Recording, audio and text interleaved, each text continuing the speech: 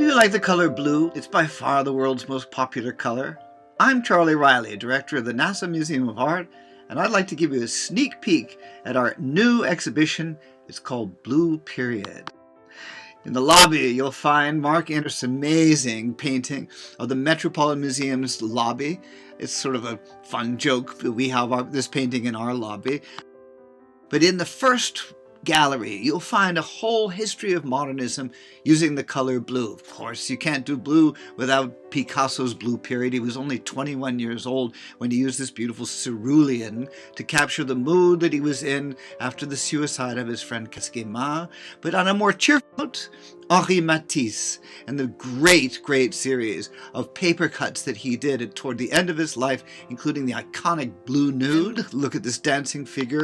It was Miro, who worked with a great printmaker named Thériade to do the Verve editions, and we have copies of the Verve editions in the first gallery, but I think you're going to find a real masterpiece. You've got to go to Paris to see a pastel by Odilon. Redon, as marvelous as this one. It has those great phosphorescent blues. For my favorites in the whole show, this small gouache by Paul Klein. It's called Bulging Pear. Now remember, Klein was part of the Blau Reiter. They were the Blue Riders, the famous group in Munich that became one of the core of modernism.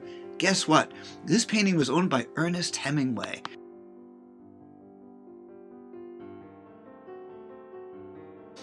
And because we're talking about Picasso, we have this great pair of etchings by David Hockney based upon Wallace Stevens' poems, based upon Picasso's Man with the Blue Guitar. It's an incredible confluence of three great minds. I'd also like to show you these amazing paintings. Really, you've got to see these in person.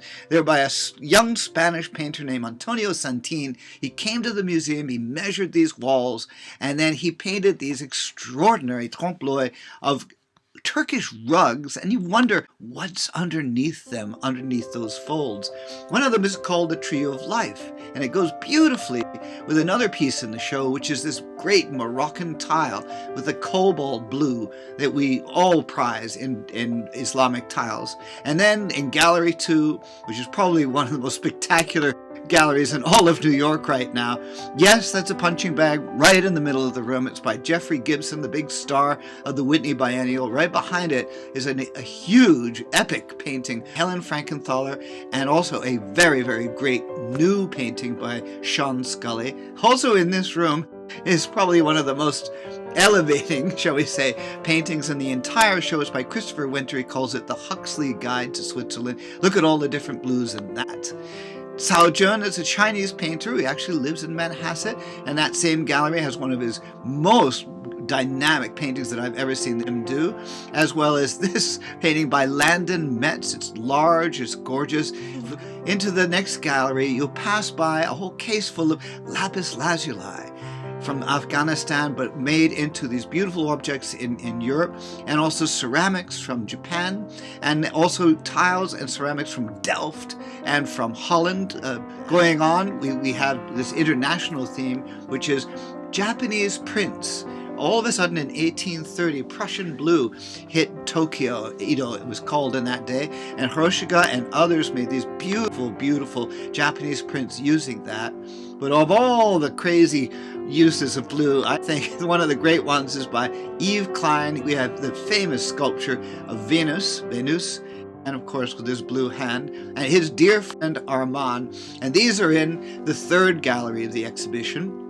Coming upstairs, we have this extraordinary corner, all in blue, of a great avant-garde artist named Andrew Sendor. He's one of the great discoveries, I think, of the exhibition, as well as Clive Smith's Heart of Glass, a fascinating round painting. It's called a Tondo. And Roy Lichtenstein using mylar in a fascinating way, I think, to give you the blue of both the sea and sky. In the photography the exhibition, Deborah Turbeville, one of the great Vogue photographers of her day, she had access, granted actually by Jacqueline Kennedy Onassis, working with the French government, to the back rooms of Versailles, in which she did this. If I may, this is one of the reasons why I think this exhibition is going to be so good for all of us at this time. There's a serenity in blue. And Bettina Veen is a German artist who made this photograph and also this fantastic photograph in Burma. And it gives you, I think, a sense of the way in which blue takes us away to a quiet place. Talk about a quiet place. Here's Alex Ferrone, a Long Island artist shooting from a helicopter 500 feet in the sky, and that's Long Island Sound just off Glen Cove. And also, I'd like to recommend, when you get to see our show, the work of Han Qin. She lives in Stony Brooks, but her work, which is made by a process called cyanotype, has the theme of immigration. And some of her friends who have immigrated from, for instance, China, have helped her by posing. And they're also doing a dance that we will have as a performance toward the end of the exhibition, which closes, by the way, on July 5th.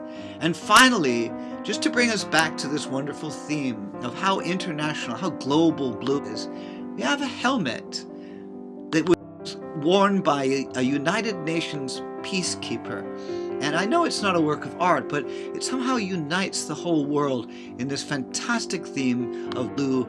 As Miro once said, "This is the color of my dreams." And reminding you all that the sculpture on our grounds, we have 145 acres of grounds, are always available to you if you need your art fix. Thank you for joining me. Looking forward to seeing you at the museum when we reopen.